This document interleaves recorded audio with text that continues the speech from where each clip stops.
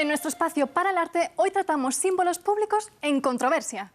Un debate reavivado por la muerte del joven afroamericano George Floyd. Su asfixia, producto de la violencia policial, no solo ha prendido todo tipo de protestas, sino también un revisionismo que ha puesto su mirada en el patrimonio, en estatuas y monumentos de figuras históricas.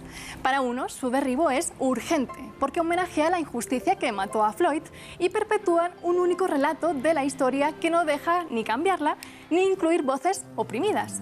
Para otros es imperdonable quitarlas o destruirlas, porque son la historia, y vandalizarlas ataca a su país y bien, también puede borrar una historia que se podría repetir. En la escuela no hablamos mucho de colonización y la única cosa al alcance para reflexionar esta historia es este tipo de estatuas que glorifican al colonizador. El objetivo es descolonizar estos espacios. Poniendo las estatuas en museos no se imponen a nadie. Así la gente puede tener la opción de verlas o no. Parece que alguien golpeó la cabeza de Colón. Creo que es bueno el impulso Black Lives Matter. Al igual que los negros, los indígenas han sido perjudicados. Esto es muy simbólico. Es una acción que podemos entender, vista la emoción internacional contra el racismo, pero lo encuentro excesivo. Estamos aquí para velar por nuestra historia y para que toda la historia de Europa sea preservada y no retirada, porque si no olvidaremos nuestra historia y cometeremos los mismos errores. Y la historia de Europa es una historia para estar orgulloso. Para entender estas posturas encontradas y los matices de estos derribos, hoy nos acompaña el historiador del arte Miguel Ángel Cajigal, virtualmente conocido como el barroquista. Muchísimas gracias por estar con nosotros, Miguel Ángel. Muchísimas gracias a ti, Yanira. Encantado de estar con vosotros. Dices que por naturaleza un monumento tiene una cara cómoda e incómoda. Y ahora, como hemos visto, estas piezas, pues les ha llegado el turno de esa incomodidad, ¿no? Y de hacer frente a una pregunta, que es: ¿qué hacemos con ellas? Claro, en realidad muchas de estas piezas están en el espacio público sin que nos hayamos preguntado exactamente qué hacen ahí. De hecho, a veces yo creo que nos falta un poco la reflexión e incluso el conocimiento de saber qué hacen exactamente ahí, cuándo se colocaron exactamente ahí muchas de estas esculturas. Porque podemos pensar que están ahí por razones históricas, pero no siempre están ahí por razones históricas. Muchas de las esculturas que están en el espacio público simplemente lo están porque en un momento determinado alguien lo decidió o se pagó una suscripción pública. Ni siquiera fueron colocadas por un ayuntamiento, por un concejo, por un gobierno, sino que a lo mejor un grupo de personas decidieron hacer la escultura y se quedó ahí para siempre. En ese sentido es interesante esta reflexión que se está haciendo ahora mismo en todo el mundo sobre quiénes son los personajes que merecen estar en el espacio público o si es natural que determinadas figuras estén en el espacio público cuando no representan valores que encajen con nuestra sociedad actual. ¿Tú consideras que el arte no es solo belleza, sino también es un documento, ¿no?, para poder estudiar esa historia? Pero este tipo de estatuas, de monumentos, ¿se pueden considerar precisamente un documento que pueda aportar a todos? Sobre el tema de la obra de arte como documento histórico siempre tenemos un problema, y es que no sabemos exactamente cuándo van a funcionar como documento o no. Pongo un ejemplo que es bastante sencillo. Hay muchos emperadores de la antigua Roma a los que conocemos muy mal su aspecto, por ejemplo, porque se conservan muy pocas esculturas suyas. Y cuando aparece una, de repente es una gran noticia, porque nos permite conocer no solo su aspecto, sino que al final las esculturas, para una persona que se dedica a estudiar la imagen pública, dan mucha más información que solamente el aspecto físico. En ese sentido, nos podría pasar, si lo traspasamos a lo que puede ser una escultura de Colón, de Cristóbal Colón, pues no sabemos cuántas esculturas de Cristóbal Colón se van a conservar dentro de 400 o de 1000 o de 1500 años, y quizás una escultura de Cristóbal Colón a la que nosotros le demos un valor menor puede ser dentro de 1500 años una escultura importante. También el propio objeto, como tal, nos da una información si sabemos cuándo se construyó esa escultura, quiénes fueron las personas que decidieron colocar esa escultura en ese lugar y cuáles fueron las razones para, en ese preciso momento, pues ensalzar a Colón como figura histórica, porque hay una cosa que mucha gente olvida, y es que ninguna de las esculturas de Colón que están siendo vandalizadas estos días fue colocada en tiempos de Colón. Así que no es que nos sirva para conocer la historia de Cristóbal Colón. En todo caso, nos servirá para conocer la historia del siglo XIX y el siglo XX en algunas partes de América, porque fue el momento en el que se colocaron esas esculturas.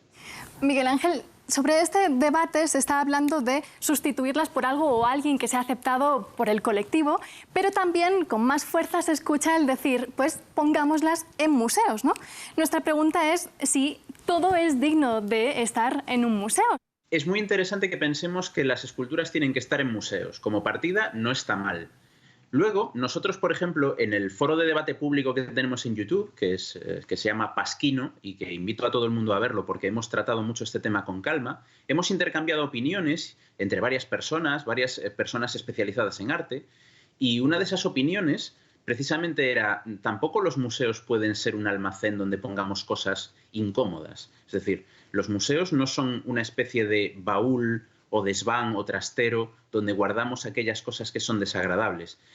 Yo creo que están mejor en un museo muchas de las esculturas que en la vía pública, pero tampoco tiene que ser la solución de decir todo para el museo. Todas estas esculturas que no queremos ahora mismo en esta calle de esta ciudad, todas en un museo. Pues habría que ver en qué tipo de museo. Quizás tendríamos que empezar a pensar en crear espacios precisamente para resignificar estas cosas, ¿no? En muchos países se hace... en vez de quitarlas, lo que se hace es resignificarlas por completo y explicar lo que significan. Pero en muchos casos eso incluso resulta más hiriente para la memoria del personaje. Porque a lo mejor un personaje que ha sido un esclavista, por poner un ejemplo, pues a lo mejor su memoria queda más salvaguardada retirando su escultura que colocando delante un cartel donde se enumeran cuáles fueron las cosas que esa persona hizo. Desde luego eso ayuda a tener una mejor memoria. Yo siempre soy partidario de esa resignificación, pero no significa que vaya a ser más cómodo en cuanto a la hora de estar en el espacio público si lo que hacemos es colocar un gran cartel al lado de la estatua de un esclavista explicando que esa persona traficó con seres humanos, que ganó tanto dinero, que hizo su fortuna a partir de traer a cientos o a miles de personas de un determinado lugar del mundo a otro determinado lugar del mundo. Nuestra duda aquí es, Miguel Ángel, si realmente una obra debe traer esas instrucciones, ¿no? Hemos visto el caso ahora de la película Lo que el viento se llevó, retirada de HBO Max, porque estereotipaba a los personajes negros y daba a entender que la esclavitud era algo bueno, ¿no? Y ahora va a volver. Es decir, si eso viene con una contextualización, con una explicación y denuncia, ¿es válido? Es interesante siempre contextualizar las obras de arte, o a veces necesitamos que nos den un poco de libertad. Yo creo que el contexto siempre es bueno.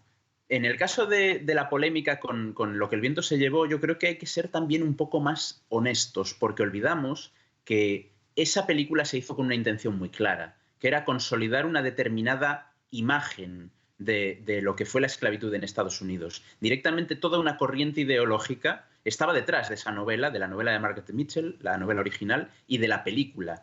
Y la película Lo que el viento se llevó y la novela original ya fueron polémicas en su momento. Y han sido polémicas durante prácticamente toda su historia. Es decir, cumplirá 100 años y en 100 años seguirá siendo polémica prácticamente desde el primer día. No es una cosa que a día de hoy pues HBO haya dicho: ah, mira, me he fijado que Lo que el viento se llevó es racista. No, no, Lo que el viento se llevó se hizo para ser racista.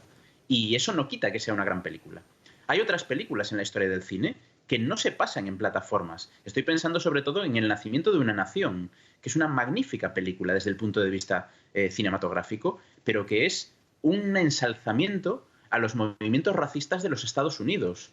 Y hace mucho tiempo que esa película no está fácilmente disponible en plataformas, pero eso no significa que se haya borrado. Yo puedo verla, yo puedo ver El nacimiento de una nación si quiero, pero tengo que hacerlo de una manera razonada. Tengo que hacerlo de una manera argumentada y contextualizada, porque es una película que está cantando la gloria de personas que eran abiertamente racistas, que provocaban o que defendían la persecución racial e incluso que eran ellos mismos perseguidores de otras razas en su mismo país. Yo creo que esto hay que diferenciarlo. Así que no es que hoy día haya una polémica con Lo que el viento se llevó. Ya hay muchas películas que durante décadas han visto su naturaleza examinada y no ha pasado nada. Yo creo que tampoco hay que dramatizar mucho con que el hecho de que un clásico como Lo que el viento se llevó sea colocado donde merece. Es una gran película, pero es una película muy racista y siempre lo ha sido. Das a entender algo muy interesante y es la idea de que este debate que estamos hoy tratando ya se ha vivido, ha pasado muchas veces, tú lo pones como ejemplo con esta película, pero entonces, si ya se ha vivido, ¿qué es lo que nos pasa, ¿no? Es decir, ¿hay una mentalidad ahora que ha cambiado o es que caemos en esa desmemoria que precisamente muchos, con el retiro, ¿no?, se teme que podamos olvidar ese pasado y no aprender de ese tipo de cosas? ¿Cómo no caer en ese olvido general? Quizás hay cosas que tenemos que insistir de manera sistemática y damos por pasadas cosas que no están pasadas. El racismo no está pasado, como el sexismo no está pasado. Son cuestiones de aquí y ahora. Recordar que hace 80 años en una película, o hace 120 años, o hace 60 años en una escultura pública se estaba haciendo una manifestación pública de racismo, es necesario. La desmemoria no se combate con esculturas. Nosotros hemos usado una frase que creo que es muy útil para entender esto. La historia no se aprende en la calle mirando hacia una escultura. La historia se aprende en una escuela, en una universidad, en un libro, en un artículo, en divulgación cultural, como la que podemos hacer muchas personas. No es la escultura la que te enseña historia. Yo muchas veces pienso, ¿cuántos nombres de personajes históricos hay en calles, avenidas y plazas de todo el mundo? Y si nos parásemos un día con un micrófono a preguntarle a la gente que pasa por esa calle o por esa plaza, ¿cuántas personas saben exactamente quién era esa persona? ¿Quién era la persona a la que se le ha puesto el nombre de ese parque, de esa plaza o de esa avenida? Mucha gente no lo sabría. Mucha gente no sabría por qué esa avenida se llama así. Lo que nos demuestra que ni las placas de las calles, ni los nombres de los parques, ni las esculturas en espacios públicos ayudan a recordar la historia. La historia se recuerda de otra manera. Si quieres puedes hacer un memorial específico, pero habría que ver hasta qué punto sería faltar al propio respeto de la obra de arte. Es decir, si tenemos una obra de arte que está dedicada a un personaje que fue importante para una sociedad, pero que tuvo tintes racistas, por ejemplo, crear alrededor de esa obra todo un memorial sobre el racismo, ¿no sería hasta cierto punto desvirtuar la obra y convertirla en otra cosa diferente de lo que era? Yo creo que es interesante siempre que tengamos en cuenta que toda obra de arte siempre es vista con nuestros ojos de ahora, con los ojos del presente. Esa idea de que veamos las obras de arte en el contexto de su momento es muy importante, pero la primera mirada que tenemos sobre una obra de arte siempre es la del presente. Y a partir de nuestra mirada del presente podemos avanzar hacia atrás. Y avanzando hacia atrás podemos ir revisando cómo se han visto los diferentes fenómenos históricos a través del arte o a través de una pieza en concreto. Miguel Ángel, muchas gracias por alumbrarnos y no caer en esa miopía hoy en día. Ha sido un placer tenerte aquí en France 24. Muchísimas gracias a ti, Yanira. Ha sido un placer estar con vosotros.